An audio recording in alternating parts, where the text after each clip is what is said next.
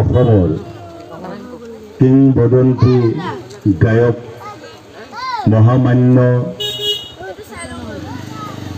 জুবিন গাৰ্গ ডাঙৰীয়ালৈ আমি শ্ৰদ্ধাঞ্জলি অনুষ্ঠানত সমূহ ভক্তপ্ৰাণ ৰাইজলৈ অশেষ শ্ৰদ্ধা যাচিছোঁ আৰু এই অঞ্চলৰ বাচনাঘাট বিলমূৰ গাঁৱৰ সমূহ সাধু গুৰু বৈষ্ণৱ ভকত ভকতনী আহি তেখেতৰ এই শ্ৰদ্ধাঞ্জলি অনুষ্ঠানত অংশগ্ৰহণ কৰাৰ কাৰণে আমি আটাইলৈ অশেষ শ্ৰদ্ধা আৰু ভক্তি নিবেদন কৰিছোঁ।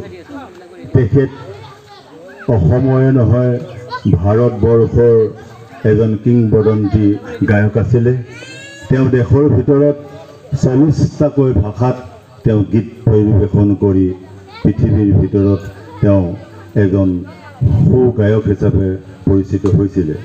সেয়ে তেখেতৰ অকাল বিয়োগত আমি অতিকৈ মৰ্মাহত হৈছোঁ আৰু লগতে তেখেতলৈ আমি এমুঠিমান অশ্ৰু অঞ্জলি যাচিছোঁ।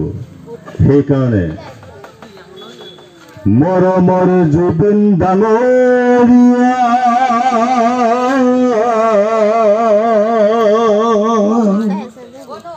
তুমি আকৌ আহিবা সোণৰ অসমখনি গঢ়িবা। মৰমৰ জুবিন ডাঙৰীয়া অসমীয়া আইৰ এক সুযোগ্য সন্তান আছিল। তেখেতে অকালতে অসমী বুকুৰ পৰা গুচি যোৱাত এই অসমৰ কোটি কোটি জনতাৰ চকুৰ পানী আৰু আজি মহালয়িতৰ চকুলো বৈ আছে।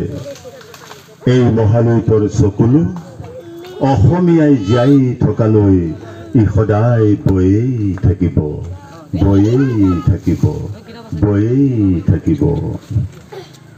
বিদায় পৰ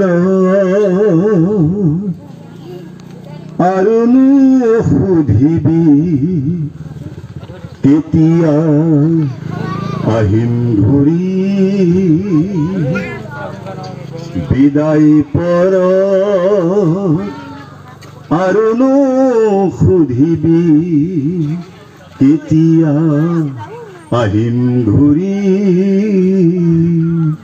কেতিয়া আহিম ঘূৰি। ঘৰৰ মায়াৰে নেবান্ধিবি